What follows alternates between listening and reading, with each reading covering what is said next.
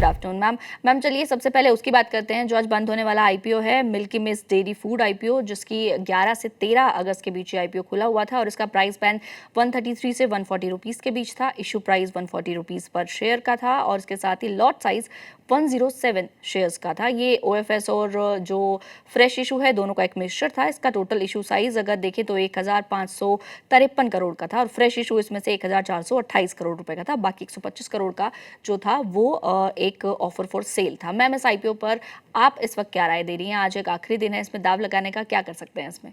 देखिए बिल्कुल, अगर मिल्की मिस्ट की बात करें तो ये एक वैल्यू एडेड डेयरी कंपनी है। ये एक प्योर डेयरी कंपनी या कमोडिटी प्लेयर नहीं है, क्योंकि ये वैल्यू एडेड प्रोडक्ट्स में है, जिसमें कि इनका आपने अगर सुना हो ग्रीक योगर्ट तो काफी फेमस है मिल्की मिस्ट का।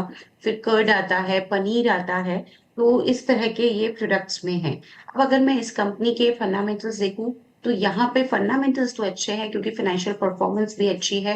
ग्रोथ एक्सट्रीमली वेल है as compare to other pairs जो इसी के दूसरे पेयर्स हैं, उनके मुकाबले हम ग्रोथ देखें तो काफी स्ट्रांग है। लेकिन एक ही पॉइंट जो थोड़ा कंसर्निंग लगता है वो उसका हाई वैल्यूएशन है, क्योंकि ये 85 के प्राइस टू अर्निंग मल्टीपल पे अपने आईपीओ को लेके आ रहे हैं, जो कि काफी हाई है एज कम्पेयर टू पेयर्स। ठीक है, ग्रोथ काफी बढ़िया है और ये एक तरह से वैल्यू एडेड डेयरी कंपनी है, लेकिन मुझे लगता है ये सब चीजें इन्होंने ग्रोथ में ऑलरेडी प्राइस्ड इन कर ली। अगर ये आईपीओ थोड़ा सा और लोअर साइड पे प्राइस्ड होता तो बहुत अट्रैक्टिव होता। तो मुझे ऐसा लगता है कि छोटे मोटे लिस्टिंग गेन के लिए इसमें लगाना हो तो लगाइए, या फिर लंबी अवधि के लिए लगाइए, क्योंकि जो पीई मल्टीपल है या फिर वैल्यूएशन जिसे हम कहते हैं वो थोड़ी सी ज्यादा लगती है।